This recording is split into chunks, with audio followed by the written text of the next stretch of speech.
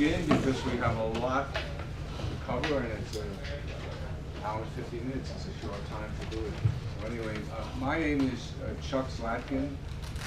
I'm welcoming you on behalf of the Big Apple Coffee Party to this panel, Koch Brothers, Their Rise to Power.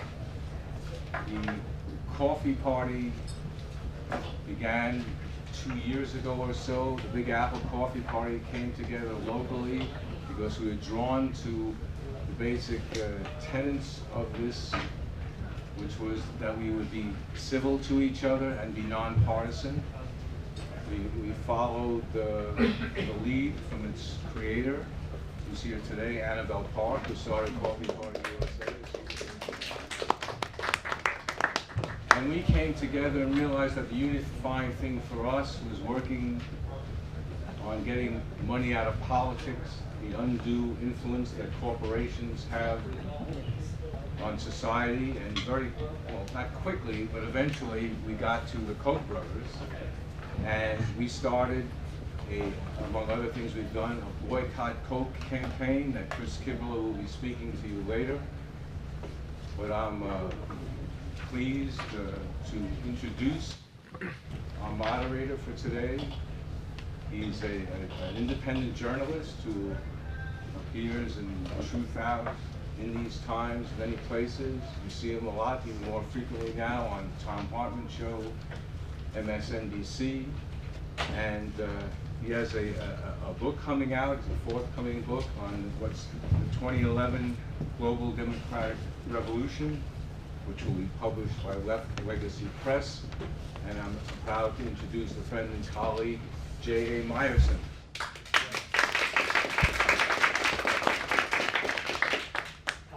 We are being videotaped, so take that into consideration, especially if you have recently put out viral videos about Uganda. And also do be aware that your cell phone may be on and may cause noise to happen. So do whatever you need to do to forestall that eventuality. Welcome to the Koch brothers, their path to power, an investigation of the far right-wing ideological political financiers in the era of political financierism. I'll introduce you to our, I think, very august panel. On the left there, this is the left forum after all, is Ari Berman of The Nation and Rolling Stone and The Guardian. You've got brief bios in here if you'd like to refer to them. So I think that let's let that suffice for now, and then if critical things come up, you can mention it. To his right is Li Fang, formerly of Think Progress. Now, where are you? Everywhere. Salon, United Republic, an excellent investigative journalist. And to his right is Brendan Fischer of the Center for Media and Democracy. He's a law fellow and a writer there. And our fourth panelist is appearing in absentia, and it's Robert Greenwald, the filmmaker who runs Brave New Films, who has provided us with some clips relevant to today's topic, and also with his own introduction, custom tailored for our purposes. So, hit it. Hello, this is Robert Greenwald from Los Angeles. I'm sorry I'm not able to be with you today at the Left Forum, but through the magic of technology, I can at least say hello, send my regrets and my support for the wonderful work, the important work that you're doing around the Koch brothers. It's been the last year and a half that we've been investigating, probing, researching, and exposing with the help of many of you on the panel and in the audience. The videos you're going to see today are a part of our work. The rest of the work will be in the full-length film that will be premiering at the end of March with about 30 to 40 groups around the country supporting the efforts. Look, we're never going to have the money to take on the Kochs. We're never going to have anywhere near their billions. But what we do have, and I really believe this passionately, is the ability to reach people, to communicate peer-to-peer, to use social media, and to hopefully use these videos as a way to tell the story and let people know what the Kochs are doing is threatening each and every one of us and our democracy. Thank you. Our first speaker, Ari Berman, is also the author of the excellent work Herding Donkeys, which anyone who's interested in drawing out the good elements of the Democratic Party ought to read. It's required. So I'll turn it over to Ari, and you have 10 minutes, and Okay. we're going to be strict about that. Got it. Well, thanks for having me, and it's nice to see a packed audience on such a nice day. I would say what's wrong with you guys for being here, but thank you for being here. And we're all gonna talk about different aspects of the Koch brothers because there's a lot of different things that they're up to. What I'm gonna talk about is the Koch brothers and how it pertains to the right to vote and also the 2012 election, because there's been some pretty big changes as it pertains to 2012 in the last few years. So one of the things that I've reported on a lot for The Nation and for Rolling Stone has been the fact that since the 2010 election, we've seen an unprecedented rollback of voting rights all across the country. 38 states introduced legislation to roll back the right to vote in different forms, and more than a dozen states have passed these laws. And that means requiring proof of citizenship to register to vote, which is now the case in Kansas, Alabama, and Tennessee. That means cracking down on voter registration drives, which we've seen in Florida and Texas.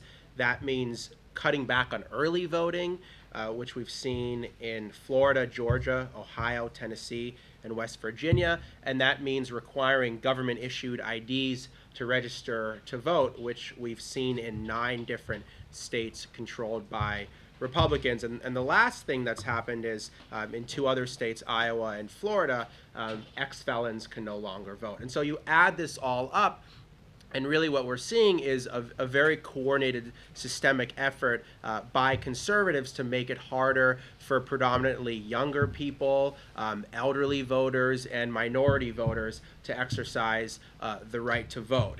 And it's no coincidence this happened after the 2008 election, when we saw a very large turnout of younger voters and minority voters coming in to elect President Obama and Democratic candidates, and they were referred to as the quote-unquote coalition of the ascendant. And now there's an attempt by conservatives to make the 2012 election and future elections look more like the 2010 election. So make it look wider, more homogenous, and older, and that's what these voting rights restrictions are meant to achieve. And the tie to the Koch brothers is that one of the major sponsors of a lot of these measures has been a group called the American Legislative Exchange Council, otherwise known as ALEC, which Brandon's going to also talk more about. But ALEC is a conservative advocacy group that's funded by corporations for state legislatures that exists largely in secret. But we know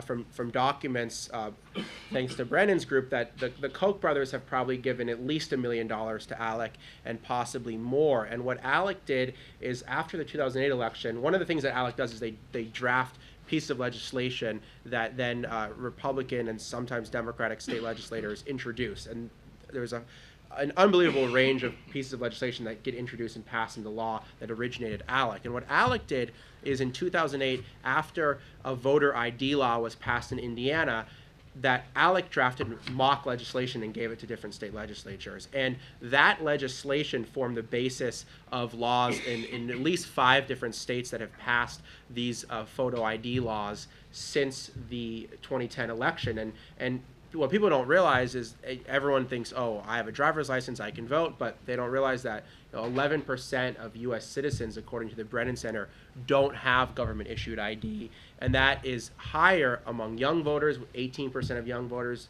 don't have that ID.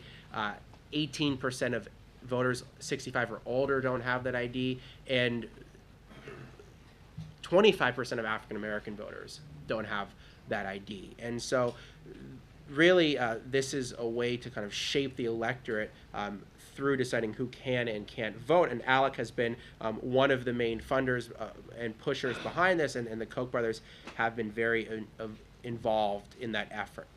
At the same time that they're trying to restrict who can vote, they've also poured a ton of money into the political process as well. And so we saw, for example, in the 2010 election, that one of the main groups behind the Tea Party, Americans for Prosperity, was funded largely by the Koch brothers. And for all the talk of the Tea Party as a grassroots movement, it really was the funding from the Koch brothers through Americans for Prosperity that made the Tea Party possible. And we're seeing that that's going to be amplified in the 2012 election, because Americans for Prosperity is already running a lot of ads. For example, they ran a $6 million ad campaign criticizing the Obama administration for its loan to Solyndra, and I think we should pretty much expect that in this super PAC era, this money is going to increase.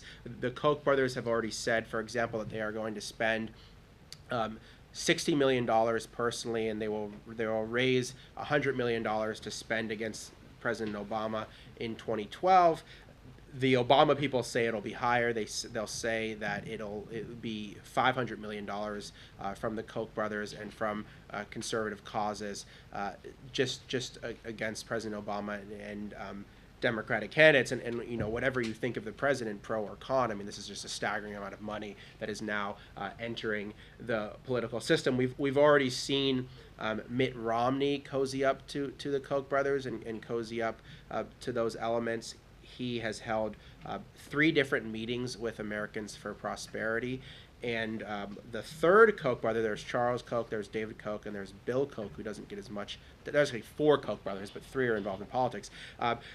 Interestingly enough, Charles and David Koch have thus far sat out, to the best of my knowledge, the presidential election in terms of giving money to candidates, although I think we should pretty much expect that that's going to change at some point. But the third Koch brother, Bill Koch, has given $1 million already to the pro-Romney super PAC, Restore Our Future, and so this money probably is just going to increase as time goes on. And so the things that I'm following with regards to the Koch brothers is what's their role in restricting the right to vote, and what's their role as well in terms of pouring so much money into the 2012 election. And I think I'll leave it there.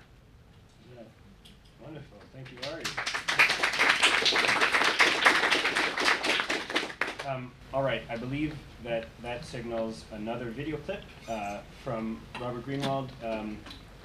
This, I think, will not be him addressing us, but part of his documentary about the Koch brothers.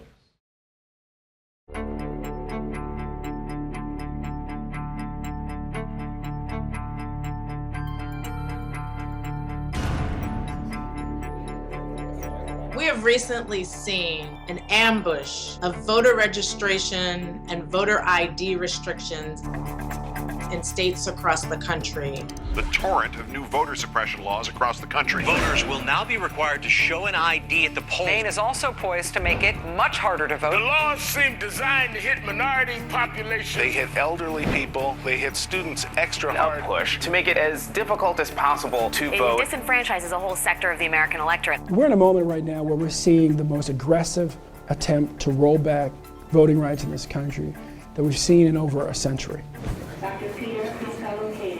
My Missouri ID is currently expired now, and for me to get all the documents that I need for my current ID is a big struggle. As somebody who lives in a dorm at college, we do not have any proof of our current address on campus. In order to get a Texas identification, you must be a Texas resident, and if I file for Texas residency, then that would throw off all the money that I'm getting in grants. I would have considerable difficulty getting a state-issued ID because there is a glitch on my birth certificate. The people most impacted by these new voter suppression tactics are African Americans, Latinos, elderly, young voters, and those with disabilities. The Koch brothers are behind these kinds of laws because they want to cut off the participation of people who are not behind their corporate agenda. The American Legislative Exchange Council is called ALEC. It really is an exchange between corporations and politicians who both vote on legislation to rewrite our rights. ALEC put forth a template for voter ID restrictions and push that through to the states so that state legislators would pick it up and pass it. We see these laws being passed that make it harder for Americans to vote, harder for Americans to participate and to have a voice and to have power. Koch Industries has had a seat on ALEC's corporate board. Both the company and foundations that are associated with Charles Koch have made substantial donations to ALEC. Folks like the Koch brothers are attempting to ensure that as few people of color and as few young people show up as possible. Protecting the integrity of each and every vote cast in this state certainly is worthy of a simple requirement that we show photo identification as defined under this bill. I pledge to reform state government, and this voter ID bill will help us achieve that goal. We instituted a photo ID requirement for every voter. These voter suppression laws are turning our country backwards. It's me versus billionaires. And now it's the Koch brothers and ALEC who get to decide that this is not a valid form of ID. I do think that this is an opportunity for people to take away people that are disabled with their voting rights. The reason that you target somebody's voting rights is it makes it easier to take away the rest of their rights. You come for that first, and the whole house of cards starts to fall. Voting is my right, guaranteed to me by my government, and I'm furious that it might be taken away.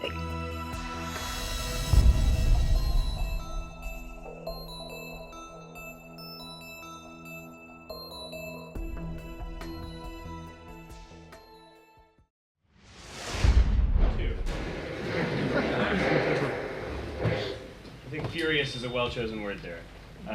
Here to make us slightly more furious, Brendan Fischer. Okay, so I'm going to talk about the Kochs and Wisconsin. So like the video said, the Kochs gave $43,000 to get Scott Walker elected.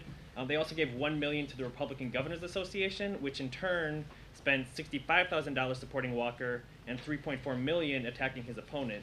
And then after Walker was voted into office, one of the many bills from the ALEC playbook that he introduced, or that he called for the introduction of, was voter ID. It was one of 34 states to introduce it, one of 8 to pass it, and most, if not all of these states, based their voter ID bill off of a ALEC model. So the ALEC has long been a conduit for the Kochs and many other corporate interests to push their regressive agenda. It's what we call the corporate bill mill. It essentially allows corporations to hand state legislators changes to the state laws that they desire and that tend to benefit their bottom line. Corporations and legislators have equal membership in ALEC. They sit on all 9 ALEC task forces where they vote with legislators as equals to approve model bills. And then ALEC's 2,000 legislative members, who are overwhelmingly Republican, then bring these bills home to their state and introduce them as their own brilliant ideas with no indication that these bills came from ALEC or that corporations had pre-approved them. So the Center for Media and Democracy published over 800 of these previously secret bills last July. So we finally have the tools to start to match up these streams of influence. And we also been able to recognize just how vast this attack is on all of our rights. So the Koch brothers have funded ALEC to the tune of over $1 million, and it's been a way that they've been able to help roll back environmental regulations, which benefits Koch Industries, which is a major polluter. It's been an avenue by which they've been able to push tort reform, which makes it harder to sue corporations when they kill or maim. The Koch brothers have gotten in a lot of trouble in the past when their pipelines have exploded and people have gotten killed. So the laws that would require the Kochs to compensate the people who are killed are not convenient. So they want to change those laws, and ALEC has been a way that they've been able to do it. ALEC has also been an avenue by which they've been able to privatize education, which has long been on the Koch agenda. School vouchers were part of David Koch's platform when he ran for president in 1980 on the Libertarian ticket. The Koch's father, who was a founding member of the John Birch Society, thought the National Education Association was communist.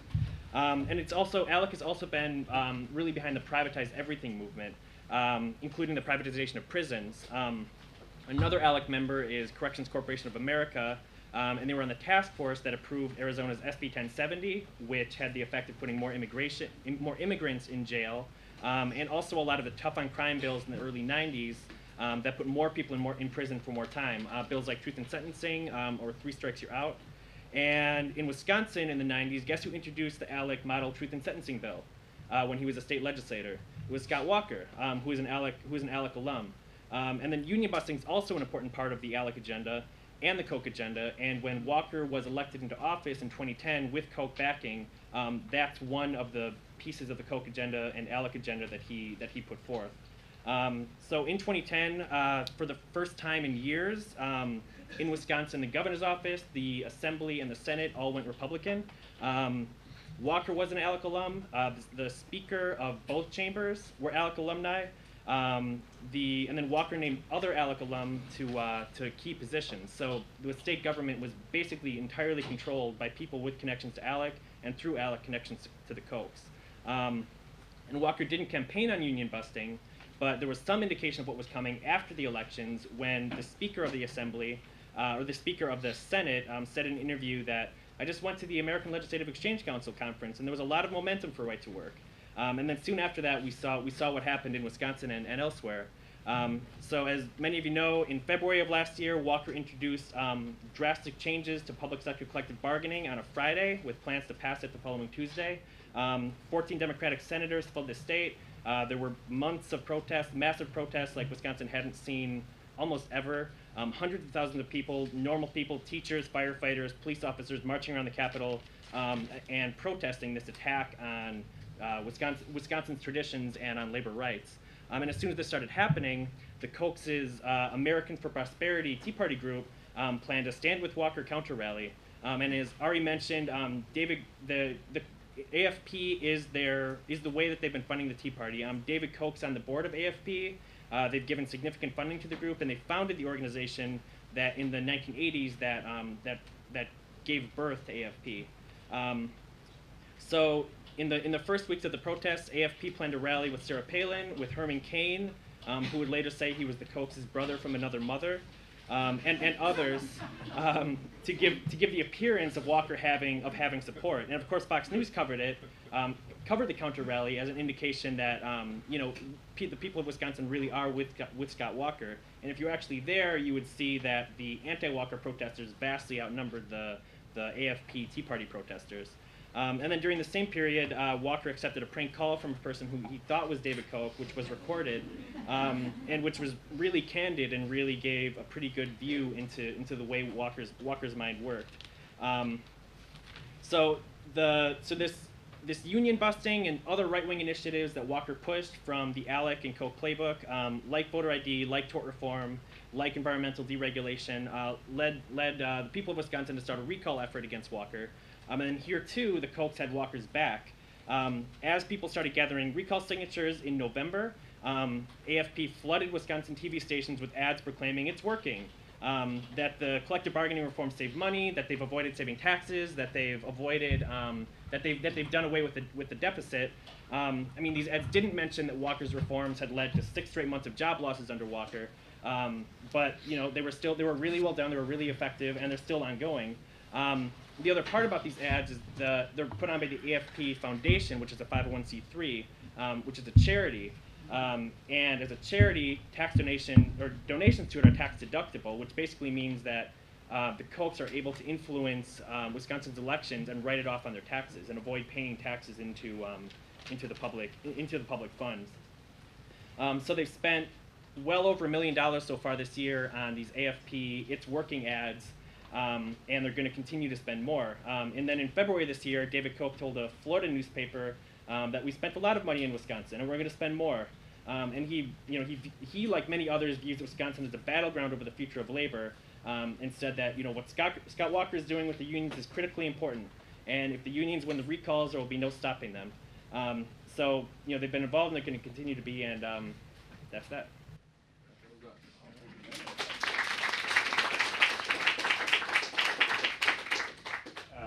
That means we've got another clip.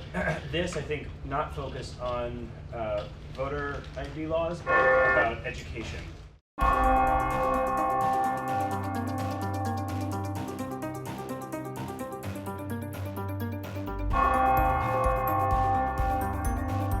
The Koch brothers have been very clever at designing their grant agreements with universities in such a way that they will exercise maximal control and influence on campus. Many of these grants come with very significant strings attached. They have very clear stipulations that give the Koch brothers excessive control over various aspects of the university's internal affairs.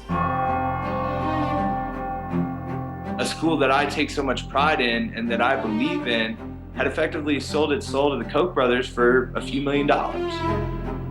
They're help setting up a pattern where universities are expected to give up their values in exchange for money. Programs that they start tend to be one point of view only. They now have financial agreements with over 150 colleges and universities. They've spent tens of millions of dollars to get their point of view instilled in classrooms, amongst faculty members, and in students. The size and scope of these deals is quite significant. Thousands of students pass through those programs every year, and over time, hundreds of thousands of students are directly exposed to Koch brothers' ideology and political points of view. The university signs a contract that says they will hire someone who shares the point of view of the Koch brothers. They have an immense amount of influence over who those professors are and what they teach and what they publish and what research they do and what they say in the classroom. We depend on universities to provide a kind of knowledge that is not owned or bought or sold. Since the Renaissance, we've had academics who do research independently, and we learn as a society from them. What the Koch brothers have done is strip that segment of society in a way so as to promote their own ideological agenda. This is a major threat to the country, not just to the educational system or to the students or to the faculty. This is a major threat to our way of life. They are trying to use their money to influence the flow of American democracy.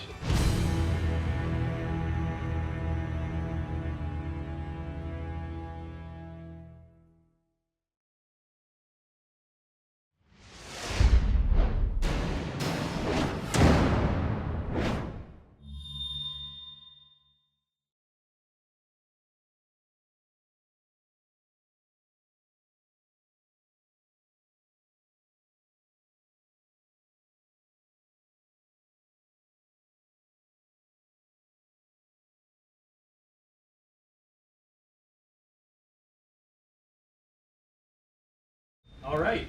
I actually don't think it's hyperbolic to claim that they're trying to roll back to the Renaissance as they're trying to. It's very reactionary. All right. Third speaker, Li Fang. Hit it. All right. Well, thank you, Lynn, Annabelle, and Coffee Party for having us, and thanks for everyone coming here. I just want to take a quick step back and talk about the Koch brothers and why they're significant, because there are many billionaires or very wealthy individuals and corporations that fund conservative causes. I mean, this has gone on for a long time. But why are we talking about the Koch brothers? Who are they? David and Charles Koch run the second largest privately held corporation in America, Koch Industries, and they're very diversified. They have timber interests, oil refining, pipelines, fertilizer, chemical production, and a large commodity speculating arm. And it obviously makes a lot of money. Each Koch brother, they jointly control the company, is worth approximately $22 to $25 billion. If they decided to sell their company, they'd be worth gobs more. Who knows? But as Brendan noted, their interest in funding these conservative causes goes way back to the father, Fred Koch. He started the John Birch Society and instilled this kind of very rabid ideology in his sons. The sons have pictures of the father all over their headquarters. They worship him. They've written books about him. They have their own certain ideology that's kind of an amalgamation of a lot of different ideas. Charles Koch calls his personal ideology the science of liberty. It's what he thinks is a form of libertarianism, but better. To think about the Koch strategy for influencing politics and policy and even culture, one, I think, useful tool is to look at the words of Richard Fink. He's an Austrian economist who's worked, he's an American economist, but he subscribes to the Austrian School of Economics, who's worked with the Koch brothers for a very long time, since the late 70s when they started founding think tanks and really seriously funding different conservative organizations. Well, Richard Fink has explained the Koch strategy, and what he says is that they take the industrial process and they apply it to politics. So the mining of raw materials, they translate that into funding scholars, professors, as you saw in that film. They give out millions of dollars in grants to students as young as 16. They give out grants to high schoolers to write essays, to college students to attend university. They have summer camps and that sort of thing, but it goes all the way up to funding fellowships and that sort of thing for more senior academics. They fund think tanks to package those raw ideas and to create fully formed policies and different policy products. So you have everything from the Cato Institute, which was founded by Charles Koch, to many different think tanks that they fund, everything from the American Enterprise Institute, the Manhattan Institute, what have you. And then along the process of this industrial process that they've transformed for their intellectual ideas, they have the distribution and marketing. So they fund, obviously, politicians. They're one of the biggest funders of the Republican Party and for congressional Republicans. They fund grassroots groups.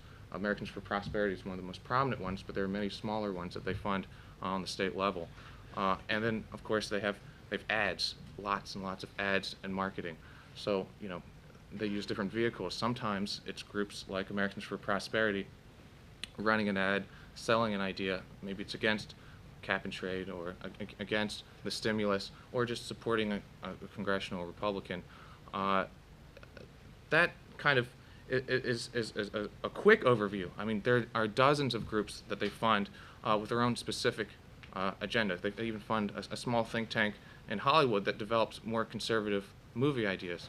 So, you know, it's quite expansive. And, you know, if you want to just apply the Koch model for advancing policy and ideas, we could think back into the 2010 elections. And I'm just going to give a quick example I've given before. Lots of very competitive races, of course, in 2010. You had a lot of Democrats who came in 2006 and 2008. And they had kind of swing seats, you could say. So you had this one seat, Betsy Markey. She had just won her election in 2008, freshman Democrat, you know, pretty loyal Democrat, whatever. But she had a competitive race with with a competitor named with an opponent named Cory Gardner, and so the Koch method was applied to some 40 or 50 races, and this is almost identical, whether it's Colorado, Florida, upstate New York. A local think tank that was funded by the Koch brothers, it's called the Independent Institute of Colorado. They've got dozens of these. They actually sent out their scholars to Betsy Markey's district to start organizing Tea Party rallies. They put out a study about how Betsy Markey was destroying American prosperity and killing jobs. They organized 3 different bus tours, one of them called End Spending, another one called Remember November. It's kind of bland names, but they're quite effective because the way the Kochs did this was they organized these bus tours as a nonprofit, so they didn't have to report any of this campaign spending to the FEC. So it went on almost in an invisible way. A lot of reporters didn't even notice it was happening. But this bus tours, if you looked at their stops, as they crisscrossed the country, they stopped in every single competitive race where the Republicans, where the Kochs wanted to influence a congressional Democrat and take them out. So you had lots of money from the Koch Political Action Committee flowing to Cory Gardner, the Republican in that race. You had these bus tours constantly stopping. You had this local think tank organizing rallies and putting out papers. And then you saw the ad war. And in the last 2 months of the campaign, it was just brutal because 60 Plus Association this organization that is kind of a catch-all conservative front group, but at that year they were being funded by the Koch brothers. In previous years they've been funded by the pharmaceutical lobby and what have you. But that year they were funded by the Koch brothers to just go on air and say, you know, Betsy Markey is hurting seniors. They also funded another women's group, Independent Women's Forum, to say Betsy Markey is hurting women. So you had this amalgamation of different efforts from local think tanks, national think tanks, random issue groups, Tea Party groups, bus tours, and then just cold cash straight to the Republican challenger. And of course, Betsy Markey is no longer in the House, like many, many, many other congressional Democrats targeted by the Koch brothers. And this model of taking a multifaceted approach to affecting politics has been applied in other ways. I mean, this is just an election I'm talking about, but they've done this in a number of different policy areas. Just to give another quick example, there was a big legislative fight in the beginning of 2010. Now, in 2009, the window of opportunity for people to pass, for Congress to pass comprehensive climate change legislation to cap greenhouse gases was stalling and approaching failure. And that's a whole nother conversation. But the Environmental Protection Agency had a mandate through the Clean Air Act to act anyways. Even if Congress failed, they were supposed to take up their responsibility through the Clean Air Act to regulate greenhouse gases. So obviously the Koch brothers don't want that because they've basically diversified their business interests in polluting the environment and cutting down trees. So what they did was, again, lots of studies, lots of ads, but then they just designed a bus tour, and it was quite populist. It was this anti-regulation bus tour, but it only visited the states of swing Democratic senators that they needed to sign onto a resolution blocking the EPA from acting on the Clean Air Act. So they went to Arkansas, where at the time Senator Blanche Lincoln was on the fence for supporting this effort to roll back the Clean Air Act. And they actually had rallies where they had a moon bounce, and they had food, and it was like a good country party where people would come in, bring their kids, jump on the moon bounce. Americans for Prosperity staffers there, they kind of changed their name, but they were okay. I'm almost out of time, so I'll finish this really quickly. They had a moon bounce.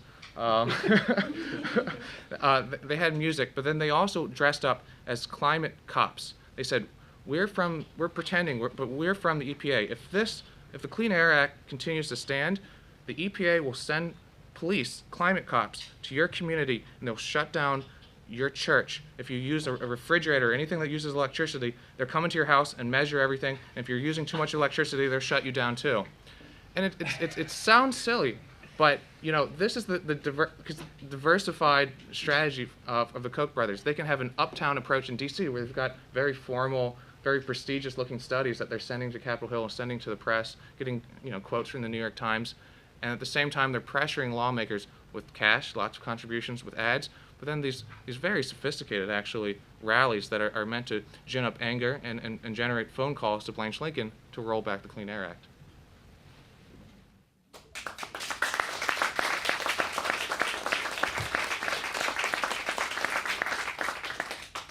So the rest of this event will consist for a time of me asking the panel some questions that I have, and then subsequently of you asking the panel some questions that you have. So I'll start. That is fast. I didn't know about the moon bounce, but I didn't know about the sort of ecological death panel construct. When they're the ones who want to control your ability to control your reproductive cycle. Only ones who are invasive that way. Okay, yes. Oh, fantastic. Actually, I have 10 more minutes. 10 more minutes? Okay. Maybe in about 10 minutes we'll pause so that people can sort of shift in a little bit if they'd like. So I'll ask one question and then we'll do that. It's a question about the ideological purity of the Kochs.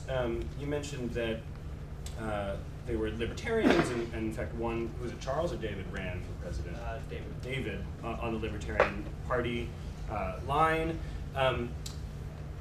It seems like there are libertarian corporatists who want government out of the way so that their corporations can flourish, and there are pro-big government corporatists who want a big, sprawling government that they can make a lot of money off of. I'm interested in the sort of the purity of the libertarian ideology there, and why, for instance, you suspect the Kochs haven't written a $100 million check in secret to Revolution PAC, the Ron Paul supporting super PAC. Why haven't they done that? I can suggest why. You know, number one, although Charles Koch calls himself a libertarian or someone who believes in the science of liberty, whatever, he also compares himself to Martin Luther, the theologian. He's this type of libertarian where he can do no wrong, but he can dictate to the government what he doesn't like. And Koch Industries is a great exemplar of why they're not libertarian. They take tens of millions of dollars in government subsidies. They're a big contractor to the Defense Department. After the invasion of Iraq, they were one of the first ones to go in and start buying up Iraqi oil. So, you know, they're not against war. Look at the candidates they support. You know, if you're a libertarian, even a right-winger, whatever, supposedly you're not supposed to like torture, government spying, neoconservative adventures all over the world, conquering countries. So at least theoretically, you're supposed to at least kind of like senators like Russ Feingold, who was the best on all those issues. Russ Feingold in 2010 faced a neocon, Ron Johnson, supports the Patriot Act, supports war, supports Gitmo. Owns a prison, right? Oh, I don't know about that, but I wouldn't be surprised. But the thing is, here's a great example where the Kochs could walk the walk, be a libertarian, and actually support a libertarian Democrat on these issues. They didn't. They funded Ron Johnson, and they went in hard to make sure Ron Johnson won that race. And he won. We want to make the case that they're more ideologically pure than we. Well, I think they started off as more libertarian, and progressively, I think what's happened, and I think we've seen this happen in the broader conservative movement in general, is that libertarianism merged into republicanism. And in fact, the pieces of libertarianism that they latched onto were the ones that were in the self-interest of their business. So they were libertarian when it came to the free market, but not when it came to women's rights. And the Kochs did fund some major libertarian issues for a long time. For example, skepticism about the war on drugs. But what we've seen increasingly is that that's in the background of what they're doing. They don't care as much, for example, about the war on drugs as they do about repealing regulations and defanging the EPA. And this is playing out right now in a really interesting way with the Cato Institute. Probably you guys have seen the New York Times stories, but there's a fight between the Koch brothers and the Cato Institute about who should have control of the Cato Institute's board. Now, the Cato Institute, I think, is really a more libertarian think tank. I don't know, you guys might disagree, but I think they're pretty principled. They are definitely a front group for corporations, but they also are very skeptical of the war on drugs, and they are very absolutist in terms of free speech, and they are pretty dovish when it comes to foreign policy. So I do think they have a pretty consistent libertarian line. Now, is it Charles or David Koch or both of? I forget. I think they're. Which one's on the board? Do you David's remember? on the board. Charles left the board in '91 after he got in dispute with Ed Crane. Yeah. So anyway, they're trying to assert their authority on the board because they've basically been checked by the guy who is running Cato now. And what they want is for the Cato Institute to become more integrated with the rest of the Republican and conservative think tanks. So to function much more like the Heritage Foundation, for example, and to be supplying Republicans with more talking points and with more intellectual ammunition on a wide range of subjects, and to be part of that broader conservative message machine, which goes from the Heritage Foundation to Fox News to Mitt Romney, and that's how they disseminate information. And there are attempts by Cato to try to challenge this, but what we're seeing right now is the Kochs pushing libertarianism into Republicans, and I do think if they're successful at winning control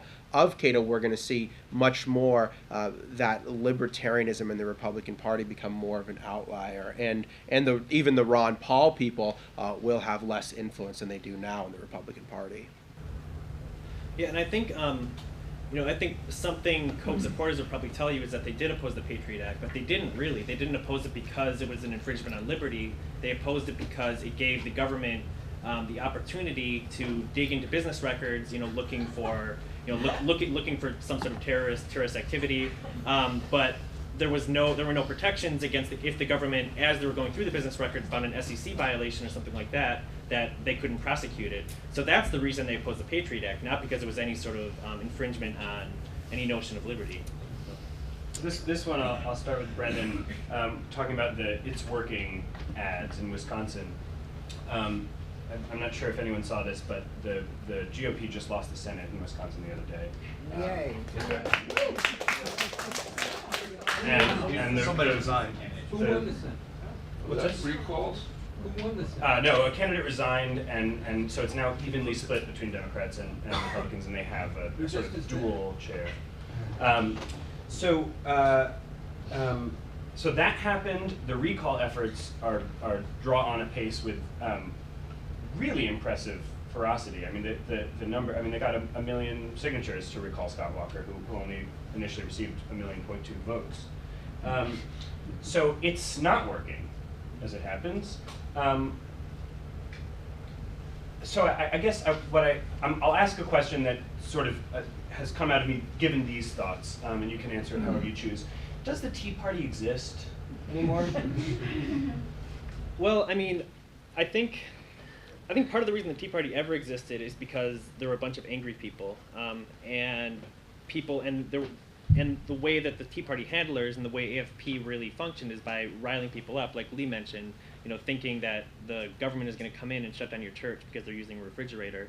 And I think that's kind of the tactic that Walker used and that AFP supported, that, I'm unemployed, I don't have health insurance, why should my taxpayer dollars be going to pay for a teacher's health insurance? Like, they're greedy, they're overcompensated, like, I'm suffering, they should suffer too. And I think that they were really able to divide people that way and rile them up. So I mean, I think to the extent that the Tea Party was just a bunch of angry people, that still exists, and I think there's still out of state, usually DC-based interests that are sort of setting the agenda for what happens. Like the rally that I mentioned. I mean, this was not, in the rallies that happened in Wisconsin were for the most part genuinely grassroots rallies that happened of people coming together. People protesting something they saw as an injustice. The AFP rally was, put together by an out-of-state group. It was really flashy. There was a huge TV screen. There was Sarah Palin. There were speakers from around the country, and they bussed people in. So I think when you have that many resources and you have people that are angry and you're able to bring them all together in one place, you have the appearance of a movement. But I think all you really have is just a bunch of angry people and a lot of money.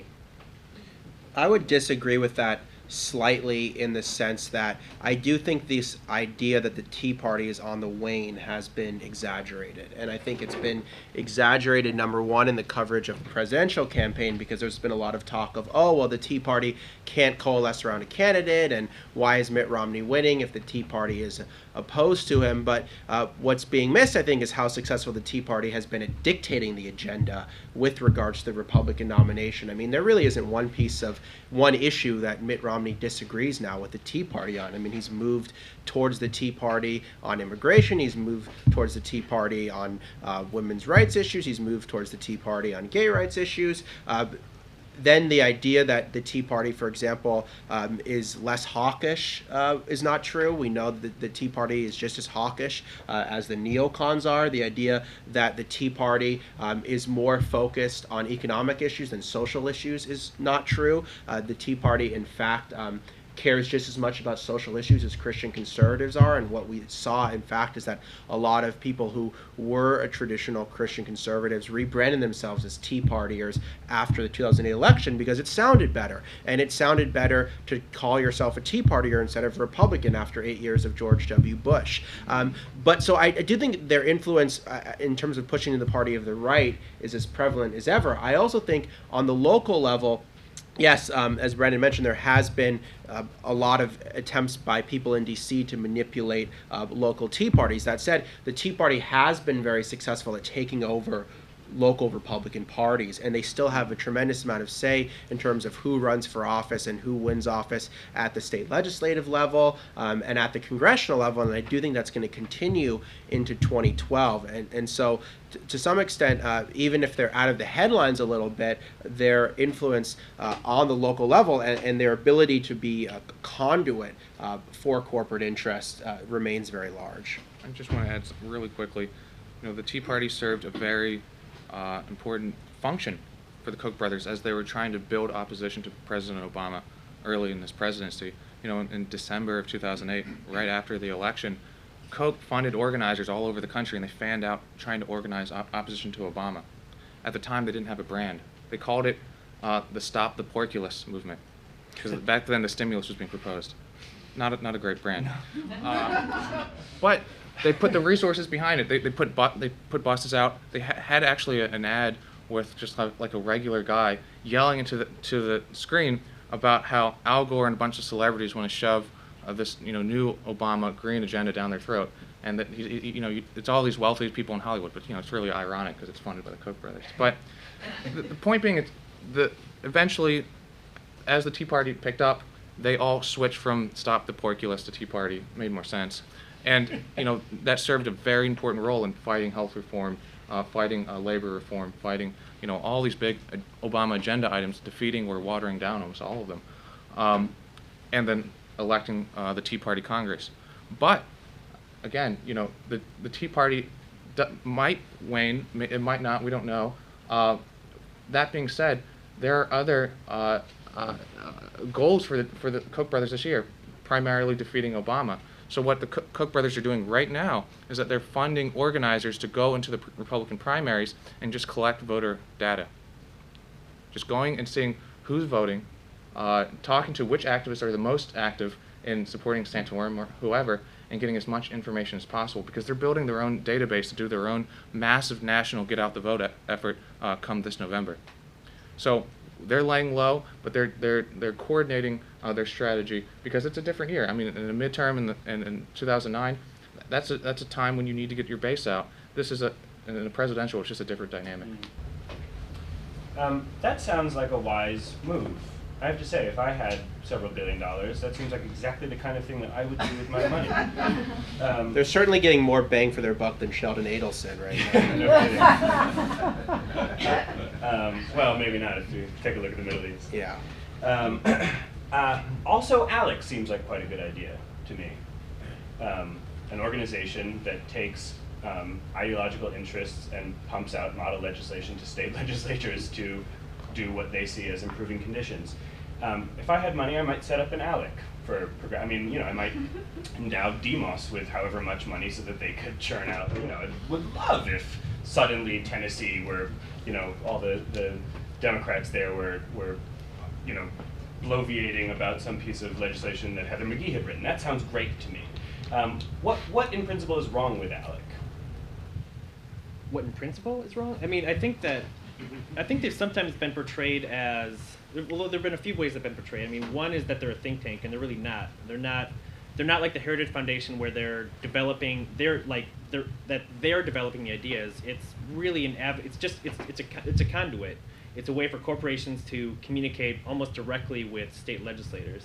And if they were to do that in all 50 states, if corporations were to come to legislators, push their interests, hand them out of legislation, it would be called lobbying, and there would be some sort of transparency attached to it.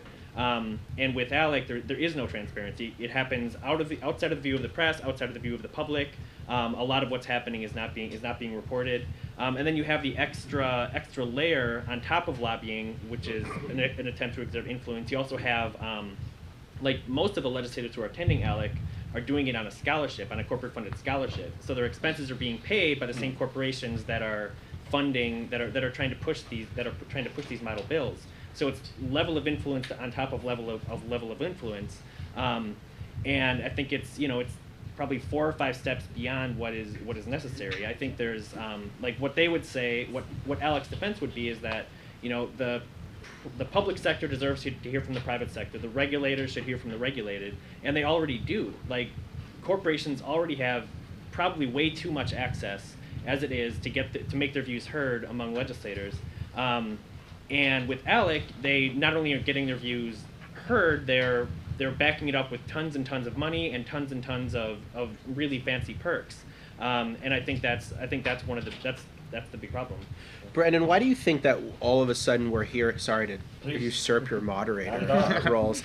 Why do you think we're hearing so much more about ALEC now? They've obviously been around for quite a long time. Is it just because Republicans took over so many states and were able to pass more pieces of ALEC-sponsored legislation after 2010?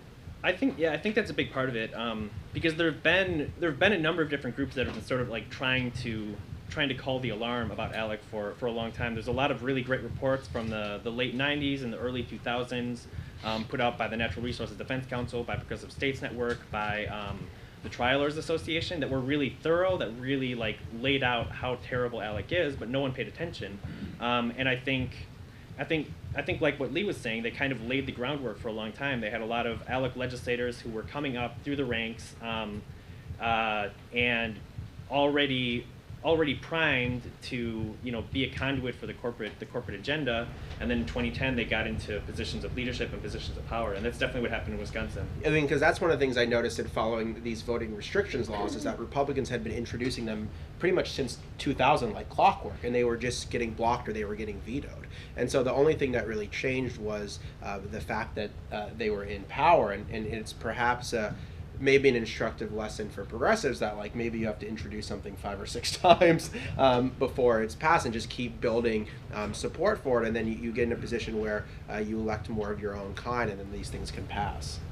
And also to monitor more heavily the activities of the failing minority, on the supposition that one day they won't be such a failing minority, and these measures might hold more weight. Well, I think also if us in the press, and then also if progressive-minded politicians had paid more attention to ALEC previously, and obviously you guys were, then we would have seen more of this coming. And I think what happened, generally speaking, after the 2010 election is Democratic politicians were caught totally blindsided by what the GOP was introducing in places like Wisconsin, and really it's taken them a long time to coordinate any sort of coherent response, and in some cases they haven't even been able to organize a coherent response. And if they had just looked at what was being proposed at ALEC conferences, they would have known, well, this is what's coming down the pike. And maybe they wouldn't have been able to stop it, but they could have done a better job at raising alarms about it. We're good on the tape. We'll get to my last question and then we'll turn it over. My last question is the ultimate question, which is what is to be done? How do you? It doesn't strike me that any of this stuff is illegal, unless it is, in which case please tell me. I think that they're probably on pretty sound, pretty sturdy ground in all of the things that they do, however nefarious. What do we do about this? Well, I think with ALEC, I mean, one way that you can have an impact is by cutting off their funding, and I think there's groups that are doing that because they're 98% funded by corporate interests, and because they're introducing so much terrible legislation that has such an impact on so many people, and we finally know about it. We finally know that it's coming from ALEC. There's been different campaigns targeting ALEC corporations, especially the ones who are concerned about the public image, and saying, you paying membership dues to ALEC is funding voter suppression. It's funding environmental rollback, and especially for organizations that, like State Farm, who like try to present this family image, or some of the other corporations that try and present a green image. Even if they're involved in ALEC for a really narrow purpose, like the fact that their membership dues are making all of this terrible legislation happen, is really effective, and I think like that kind of public pressure can work. I can't give a certain suggestion on how to deal with the Koch brothers, but there's this larger structural issue that's raised by them. Everyone talks about super PACs, these big Citizens United created entities that can raise unlimited funds and spend unlimited funds. But one benefit is that they're transparent. You can go on the FEC website. The reporting periods are a little bit weird, so you have to wait a while, and they update every month or something. But at least we eventually know who's paying for these ads and who's buying our democracy. For a lot of these issues, both on the right and the left. The Koch brothers are particularly good, but they're not the only ones, at just hiding their money. They're spending tens, hundreds, maybe more, millions of dollars through 501c3, 501c4, and 501c6 nonprofits, so they don't have to disclose anything. And you know what, again, is unique about the Koch brothers is that they hold these twice annual mega fundraisers with Republican billionaires. I went to the last one in January. I was kicked out, but I did get a little bit of information. But they pool the money from these mega fundraisers. Steve Schwartzman, the big private equity boss here in Manhattan, all these big Republican billionaires get together and they pool their money that then can be funneled through several different foundations and then spent to viciously attack Democrats or pass really reactionary legislation. So I'm a big supporter of radical transparency. A lot of these think tanks on the left should disclose too, because they don't disclose as well. But that won't stop anyone from doing anything in particular. But I think it will lead to a more informed public, so we can at least understand what's going on in our own democracy. I would add a few things. Number one, you can boycott Koch Industries products. I just realized that my napkins that I had bought were owned by Koch. And so I'm not buying those napkins anymore. I don't like to buy napkins in general because it's a waste. So I think there's a website devoted to all the different. Do you know the URL for it? Chris at the end. Yeah. So anyway, that's one thing to do. I also just think that in the long run, the only way that progressive pieces of legislation and progressive change is going to happen on any sort of consistent basis is if we figure out a way to get money out of politics or to have less money in the political system writ large, because we're probably never going to get it out, but can we cut back on it? And that's something that I think has been increasingly, people are increasingly aware of that now in a way that they weren't even in 2008. I think that's been one of the best things that Occupy Wall Street has done, is just put a spotlight on the relationship between dysfunction in our economic system and dysfunction in our political system. And it's not going to happen in one election, but if you were going to ask me what's the 10-year, what's the 20-year plan of the progressive movement, what should it be, I would say the number one issue should be cracking down on money in politics.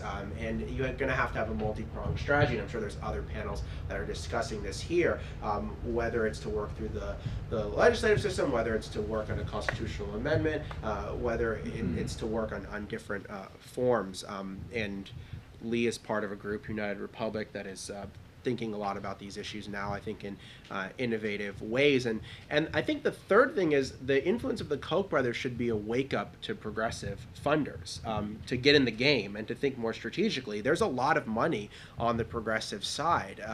George Soros has more money than the Koch brothers do, but he's funding prison reform in Hungary right now, and I don't think there's anything wrong. No, he funds a lot of things. I don't think there's anything wrong with it, but I don't think that the progressive community has thought as strategically about how to get as much bang for its buck as the conservatives have. And I think the Koch brothers are a model. They're not a model that you'd want to emulate in terms of doing what they've done, but I think that people should study them and see what they've been able to do over a 20 to 30 year process. I mean, they've had to do a lot of experimentation. It's not like they suddenly were successful. I mean, this is a culmination of a lot of failures as well, and learning from their mistakes. And the Tea Party is a part of a sort of 20-year strategy that finally succeeded. So I do think there has to be more of a willingness from the progressive funding community to stick with things, to be okay with failing, and then to keep pushing legislation until it catches on. Very good. So I guess now we'll turn it over to the crowd for questions. I think I'll probably be pretty strict about cutting you off if you do what we on the left like to do, which is talk for a long time instead of ask a question. So why don't we start all the way over there? Ari, you talked about getting money out of politics, and I wanted to ask you about your view on Citizens United and its effects. I think Citizens United was a terrible decision. I think it's one of the worst decisions in the history of our country by the Supreme Court. And I also think, from a legal perspective, from everything I know, it was also a very bad decision, that it was perhaps very sketchy precedent that it was relied on to get that case, and they took a small case on a narrow issue, and they expanded this blanket rule about that completely transformed American politics. I mean, it was one of the most stunning examples of judicial activism that we've ever seen by so-called small c conservatives. So I don't think that it's a matter of free speech in this case. I think clearly it's led to increased corruption, which is what everyone argued that it would, and it hasn't led to more transparency. I mean, yes, we know some of what the super PACs are up to and who's funding them, but also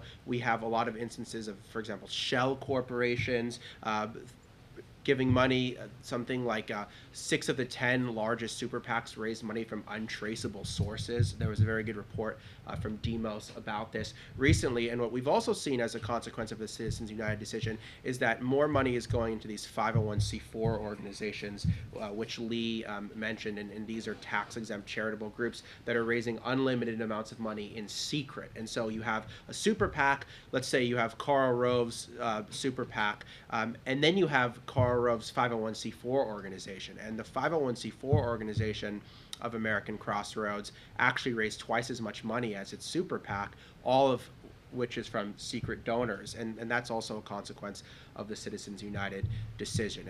And so I think it's been bad on virtually all counts. The question is directed to Ari. Basically, I think the response is, oh, let's do what they're doing on the left by progressives. And I guess my worry is that what they're doing is fundamentally not democratic. It goes against kind of the spirit of the democratic process. And so sometimes I feel like, and this I think is happening now to some extent, is we have progressives who want to fight and win battles, like a chess game.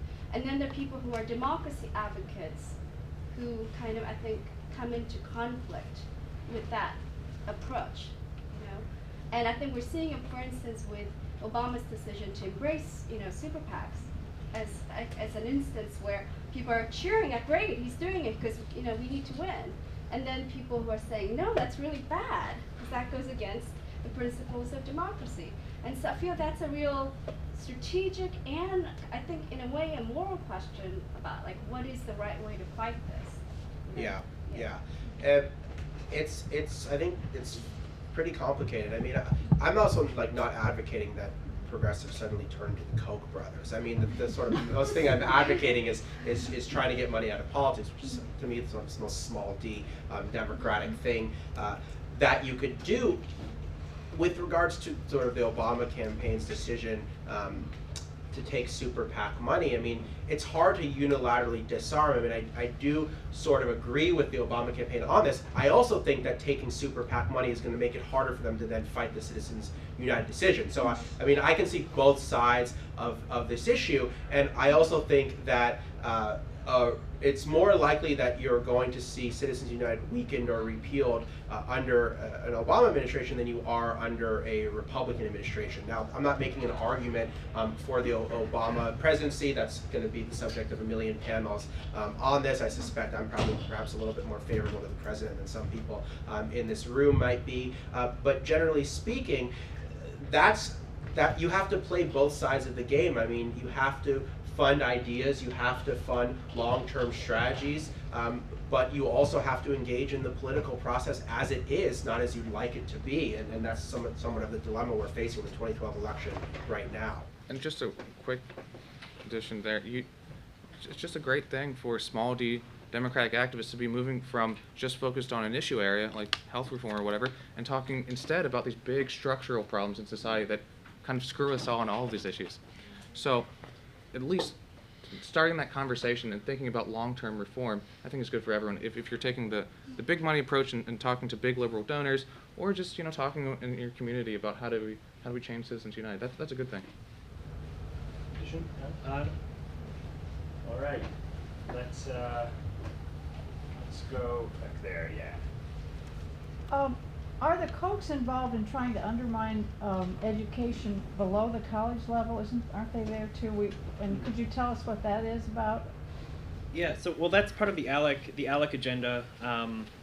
And it's also been something that the Kochs have long been interested in. And I think the primary way they've been doing it is through voucher programs, which allows kids who are in public schools to get a taxpayer-funded voucher to go to a private school. And that means it's less money for the public school to use for everything. And it basically like is pushing more and more of our taxpayer resources and for education into private entities. And I think that's been the main way that they've been doing it. I know Lee's written a lot about the online efforts to privatize education online. So I don't know if you. Americans for Prosperity, the Koch group, launched a new effort last year called School Choice Week, and they get together, PTA groups, Tea Party groups, everyone to come together in the beginning of January and talk about why we need the reforms that Brendan just mentioned. So it's a new effort, and I just don't know how much involved Charles Koch is in this, because there's a lot of overlap. There are a lot of other private school and for-profit online companies that are now funding some of the traditionally Koch groups. So maybe they're renting out their front groups to these for-profit school companies. Maybe they've changed direction because they kind of ideologically, they like charter schools. It's not clear. What is clear is that they've launched a pretty aggressive effort just starting last year. I want to know at what point in time do people hold to fire the individuals in the institutions to stop saying, well, I could never earn in a year what they're giving me in a month or something like that, or I wouldn't have this center if they didn't do it. I mean, at the best, when you take somebody's money, you're not supposed to dump on them. You may not parrot their line, but you don't dump on them, which is the same as shutting down all the discussion. And I don't see anything to say with those people who are part of our constituency, if you could call it that, who turn the other way and let this go on. Do you have any comments? So do cultural and intellectual institutions have a responsibility to turn down money that comes from the moral nether regions of America? I think one of the ways that the Koch brothers have really advanced their agenda is taking advantage of this problem where we don't have institutions coming up with solutions for society. And so if you're a part-time legislator in Tennessee, you might not have a think tank that's helping you write bills. You've got just one, in some states, you just have the legislator and they share one staffer among like 5. And that person's basically just taking phone calls. If you're a part-time legislator, and in some states they earn only $20,000 a year, how do you come up with ideas to fix your state? So that's where the Koch brothers come in, or other corporations like Dow Chemical or Philip Morris. They come in and they fund cultural or think tank institutions that come out and just help them. They say, here's a model legislation, here's a study that helps you out. And this problem, I think, is important for fixing these larger structural flaws. Does the government or some other source of money need to step in and provide that money so we don't see this kind of institutional capture where institutions run out of money and they just have to beg Philip Morris or the Koch brothers to fill the gaps? And we saw the video about the public universities taking so much Koch money. If they're fully funded with it, they wouldn't need to. Yeah. So. I mean, that's been a major consequence of cuts to public institutions and cuts to public services, is that private institutions have had to fill the void. So Kochs are lobbying to defund these institutions, and they're then coming and filling the void. So it's really a twofer for them. And I think the Kochs will. I think they've been on a PR blitz recently, trying to say that they give all this money to cancer research, they give all this money to the arts, they fund the Lincoln Center. But I think it's really important to keep in mind that, like Lee said, it's so much easier to buy a state legislator than it is to cure cancer. Like, politics is cheap, and they can do that. And like the fact that they're spending so much money and pushing so many really toxic policy agendas is really what we should stay focused on. So it's okay if there's a gap to take the money.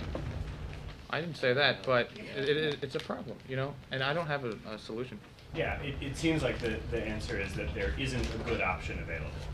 The good option is to publicly finance these institutions to the point where they don't have to take the the money. Reverse austerity. Yeah. Let's go go down there. Hey, Jeff, thanks for being here, guys. It's definitely informative. I have 6 things I want to talk to you about. A lot of the things that are described here about what their actions are doing, in my opinion, are kind of along these lines. And the first thing that I've always looked at is trying to figure out how to address a problem when you see it. Well, you have to call it for what it is. So when is the left, on some levels, going to turn around and start looking at maybe this is a fascist movement rather than just a corporatist movement or a greedy movement? It seems like it's getting antithetically political. When are we going to start doing that? So is there, maybe let's change the premise of the question a little bit. Is there political advantage in considering movements like this fascistic? Well, I think what your description is accurate, and this is being taped right now. You realize that? I mean, and it's wrapped in the American flag. But I mean, I think there's so many. But I think like polemic pushes a lot of people away, and I think there's a lot of really very real and effective things, or there's very real things that they're doing that I think resonate with a lot of people that you can focus on. You can focus on the individual issues, and I think that you don't necessarily have to push people away right away, because there's so many little things that you can point out that are really important. If I was talking to like a swing voter in Ohio, I wouldn't tell them, oh, the Koch brothers are part of a fascist movement. I might say, those napkins you bought are owned by the biggest polluter in the United States. How do you feel about that? So I might take a different tact in terms of trying to win that person over. Yeah, I'm not sure what portion of the American population has a concept of what fascism means or meant. I'm just wondering about ALEC. Is the disparity between what corporations pay to be a member and what legislators pay to be a member, which is gigantic, a place that it could be assailed on corruption? Yeah, I think there's probably claims to be made there. Will you explain it out a little bit for everyone? Yeah, I mean, I guess I haven't looked as closely into that. I think it would have to be something probably under state ethics laws, and that's what we've been looking at the most. I think the scholarships and the way that they operate are ways that you can attack them. That the scholarships are essentially lobbyists or principals giving money directly to state legislators, and I think lodging ethics complaints state by state that way is one way to do it. I think also they're a 501c3, so they're supposed to do no lobbying. I mean, Common Cause has filed a complaint with the IRS saying what they do is lobbying, or they facilitate lobbying. And these are ways that it can be attacked. I don't know specifically about what the law would be where you can find a problem about legislators paying $50 and corporations paying $25,000 to be part of the same organization.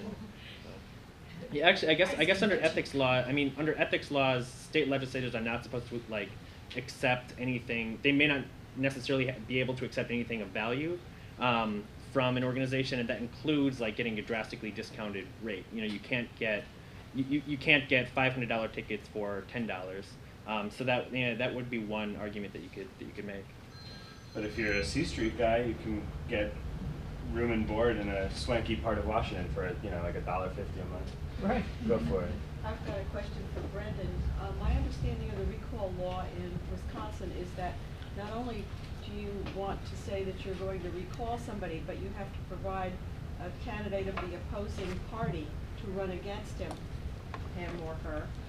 And then you have to have an actual election, so that even if enough people sign a recall, it doesn't automatically mean that Walker will be out. Mm-hmm. Mm-hmm. So it's so the recall effort is to trigger an election, and they announced the election date last week. It's June 5th, so that'll be Walker is officially recalled, but what that does is it triggers a recall election, and we have to go through the election process again. So it's possible that he'll win the election and then he'll still be in office despite having been recalled. Do they have an opponent yet? No, there's going to be a primary in early May, and there's probably about 4 candidates who are vying for that Democratic position. Any good? I think they're still we're still figuring it out. I don't understand why there aren't better candidates. I mean, we knew this recall was coming for a year, and the primaries in May and then the elections in June. I mean, it seems like there's been a lot of, like, rightfully so, I guess, cheerleading about the prospect of a recall, but it does seem sort of head confounding that they haven't actually figured out, well, who's going to run in the event of a recall. It's just is this purely due to the indecisiveness of Russ Feingold, or is there something more at work here? I think that's a big part of it. I think everyone's waiting for Russ Feingold to announce, and he said he won't, but I think everyone's just holding out hope that he will. So I think that's a big part of it. And there's not a better bench team otherwise? Not Tammy's already running. Yeah. Couldn't let Gwen. She's too Milwaukee. Aaron Rodgers. Aaron Rodgers. I mean, Kathleen Falk He's a is speaker of the a very players' strong candidate in a lot of ways. She's very, very strong on environmental, women's rights. She signed a pledge to restore collective bargaining as part of any budget bill that she'd sign. I think they're going to be very, very strong candidates no matter what. What's going on in Wisconsin? The entire sea is shifting there in terms of this populist progressive uprising that's ongoing. There's going to be candidates that are going to be pushed to do more progressive things than anything we would have imagined. I'd say the biggest debate that we'll see is whether or not Mayor Tom Barrett would be the candidate versus someone like Kathleen Falk. Barrett lost the mayor of Milwaukee. He lost to Scott Walker last year. Very much not strong on union rights, and has a too strong of a relationship with people like Rahm Emanuel. So the primary on May 8th will be very impactful. So keep an eye on it. The first part of your remarks were very encouraging. For the panel in general, just when I look at how, say, the Bush administration and, say, Republicans in general, how they attack entities like Acorn, when I look at the Obama administration, I don't know if the issue is they're more corporate Democrats, that's why they aren't really doing anything more specifically to address these particular issues dealing with the Koch brothers. And even if you did have a super PAC with a large amount of cash being put into the elections, do you really think the Democrats will really push a progressive agenda anyway? Or will we really have something that's very similar to what's on the right by Democrats and not having the progressive or left agenda being addressed at all? I don't have a full response to that at all, but I will say one interesting thing about the Koch brothers that is not discussed is that they fund Democrats as well. They funded a lot of Senate Democrats in the last 2 cycles that took their approach on climate and taxes and a couple other issues.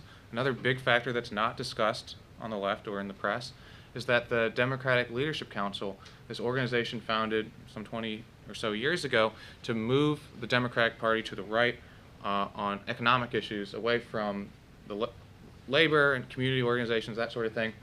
It was founded by a set of corporate lobbyists, although you kind of think of, Al Gore and Clinton and Lieberman as the face of the organization. But behind the scenes, it was a group of lobbyists, most of them from Wall Street and pharma.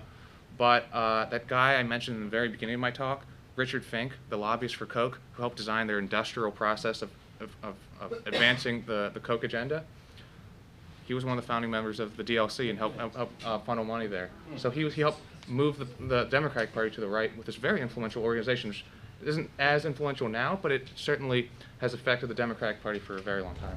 That's right, and the Democrats who are primarily in control of Obama's cabinet, and also who sort of ushered him into his days in the Senate, are all sort of DLC holdovers. Sure. Yeah. Well, it's definitely a longer conversation that I'm sure will be taken up by other panels. Here, I mean, I imagine, Brendan, you would say in Wisconsin there was a pretty big difference when the Democrats were in power versus the Republicans were in power. And I was talking to Howard Dean recently, the former head of the Democratic Party, and Dean told me that, well, Washington might not be able to help you, but it can really hurt you.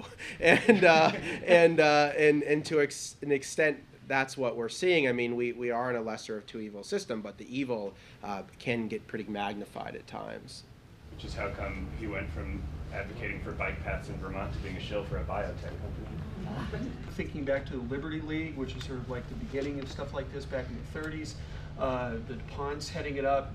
Liberty League had real problems with credibility because people knew where the money was coming from. And in a sort of anti-corporate decade, that sort of sunk them. So are the Koch brothers being too successful to the point that people now know who they are and what they're doing, because of the journalistic work that you do? And then secondly, that their success of them and groups like that have so pushed Republican Party politics to the right that we're seeing what we're seeing now, which is creating a right-wing Republican Party that the majority of the country is not going to like. So do you think any of that's happening, and do you think the Koch brothers are aware of, if so, and are reacting in terms of their strategy? So have the Kochs built a bridge too far? Yeah. Is there a little overreach in the Koch brothers? Let me address your first comment. I think the big difference between now and the 1930s is that you had Senator Hugo Black from Alabama meet with President Roosevelt and said, these Liberty League guys, they're dangerous because, like the Koch brothers, they created dozens of front groups to oppose the New Deal.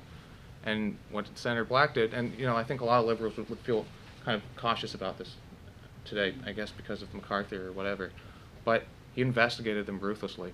Senator Black called them to Congress, the DuPont brothers, and a lot of other big business industrialists who were funding all of these front groups against the New Deal. They had like a farmers group. They actually had a Minutemen group, just like we think they had a Minutemen against like the New Deal. But Senator Black was ruthless. He contacted Western Union, got them on a type of a monopoly accusation, like saying that they were fixing prices, that sort of thing, and then used that to investigate and subpoena their telegrams. And then used that information and started reading them on the floor, just exposing group after group after group, and just causing a national sensation. And this was in the 2 years before Roosevelt's first re-election. And that was a game changer, because you had Alf Landon, the Republican nominee, basically handpicked by the DuPont brothers and running on a Liberty League ticket. But as Senator Black and several other members of Congress back then, and the Roosevelt political machine, they didn't even bother running against Alf Landon. They just ran against the DuPont brothers and all these folks who destroyed the economy in the Great Depression, and now we're funding all these front groups. And you don't see that on the left now. You didn't see President Obama calling these institutional forces out, not just the Koch brothers. He should have called out Peabody Coal and really confronted some of these Wall Street actors who are still under TARP, funding all these lobbying campaigns against Dodd-Frank and what have you. You just didn't see that aggressive nature that you saw back then. I think that's partly because they need to raise money from some of those very institutions. And I also, there has been an effort, particularly by the Obama campaign, to criticize the Koch brothers more recently for driving up gas prices and also funding a lot of the Tea Party, and the Kochs have responded pretty aggressively. I mean, you could talk about this more because you've been at their gatherings, but they are very, very sensitive from a PR perspective, and I do get the sense that they're a bit on the defensive, at least on the PR front. I don't know how it's going to translate into the policy realm, but they are aware of what people are saying about them. Yeah, I mean, in last year, when the Koch brothers were called out, a lot of it because of the Wisconsin stuff, the prank call, and then just it raised the name ID of the Koch brothers finally. New Yorker article from Jane Mayer made a big contribution. A lot of the stuff came together, and in early 2011, they hired 12 PR firms to start going after folks. If you Google my name, you'll see lots of articles about how I'm a liar. And because they hired, I don't want to go into too many of the details, but they hired a private investigator. They hired Michael Goldfarb, who's the editor of the Weekly Standard, but he also has his own PR firm, to just smear their critics. So they're very sensitive about this stuff, and I've been violently kicked out of some of their events, and other times just told to leave because they don't want this type of scrutiny, and they know that they'd rather have this election about crazy Obama conspiracy theories, not about this billionaire who's super selfish. Crazy right-wing conspiracy theories. Well, I wouldn't call it a conspiracy unless it's true. So, but they are sensitive. Will that prevent them from spending more? Actually, it might do the opposite. They might actually get more aggressive. So. Yeah.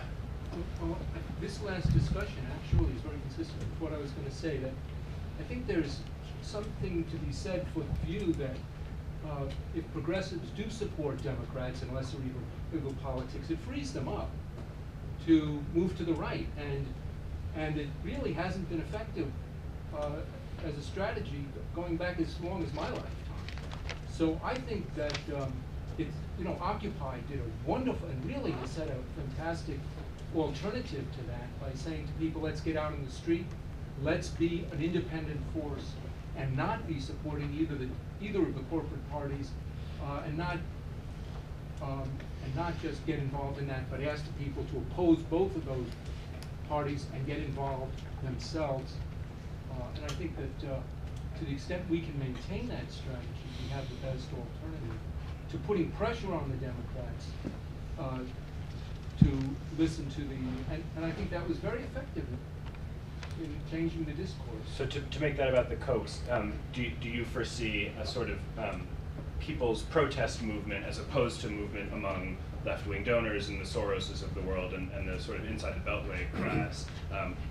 Would that be a sort of an effective countermeasure to the influence of Kochs and Koch-like groups?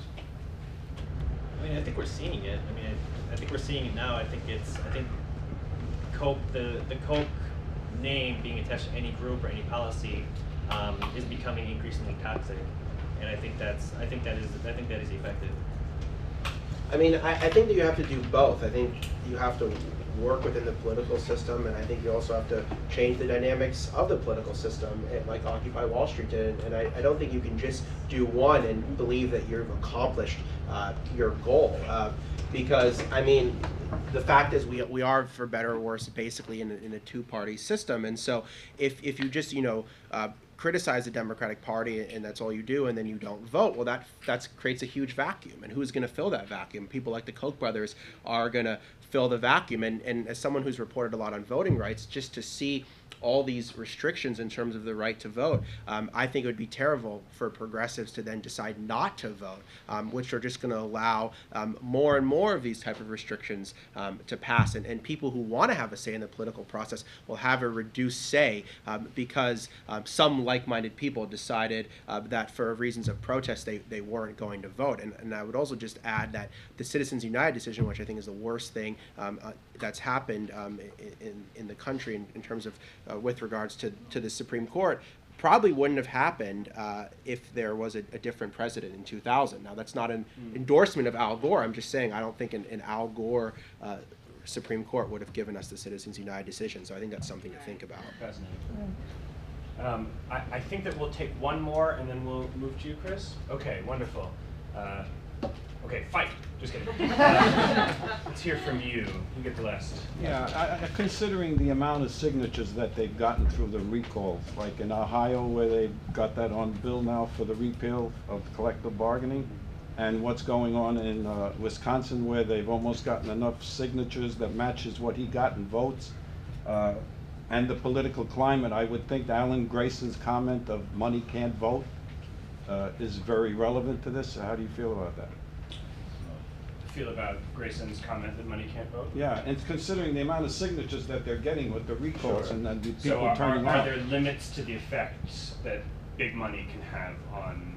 Considering the political climate that is now, with the signatures they're about to get. Does the efficacy graph plateau? Yeah, I mean, I think there are 1 million people in Wisconsin who are really fired up, but there's about 5 million people in the state. So there's probably 1 million who are really fired up against Walker, 1 million who are fired up against him, and then there's going to be, a solid 5 or 10% who are undecided. And I don't know how they're undecided, but I've been paying attention, and I think just a lot of people haven't. So I think that's where the money really comes in. That's where the money's effective, because they're going to be swayed one way. They're going to be swayed in one direction or the other, and there's going to be something that's doing the swing. And I think if you keep hearing the same messages over and over on TV, on web banners, on the radio, then I think that's really, really effective. I think it's just something psychologically about hearing the same message over and over that has an impact. And I think that's what money can really buy. I mean, those with the most amount of money win 90% of elections, so that's all you really need to know. And not only that, but the money decides what pieces of legislation are being proposed, what's being voted on. It decides what the pieces of legislation look like. So, I mean, it impacts every single aspect of the electoral process, which is not to say that we can't get some sort of people-powered movement in that system. It just makes it harder for a people-powered movement to succeed. Well, I also feel, you know, they turned out to put Obama in, they didn't turn out to keep him in, but I think he's got the movement with him now to keep that momentum going. We hope. We'll see. All right, chair's prerogative. We're done with that portion of the panel. I'm so sorry if you have other questions. Well, here we are. You can tweet them at any of us. What's it? Do you have any more of the booklets on their path to power? I haven't got a thing. Thank you. So, Chris, I guess I'm going to turn it over to you, Chris Kibler of Big Apple Coffee Party. Sure. And thanks to our. Yeah, first, thank you.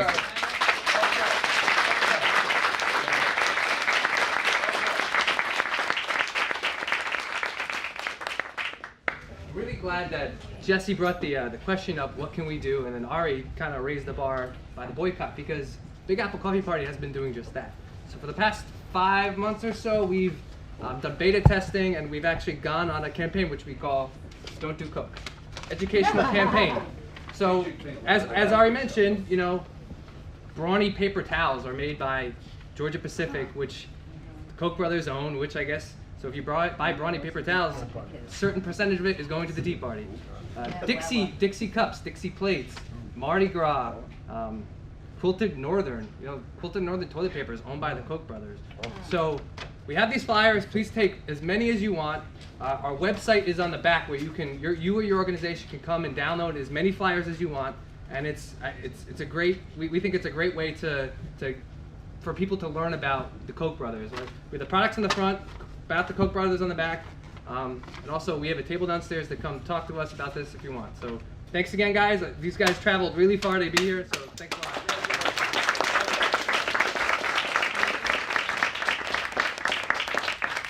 Thank you all for coming, and enjoy your next 70 panels.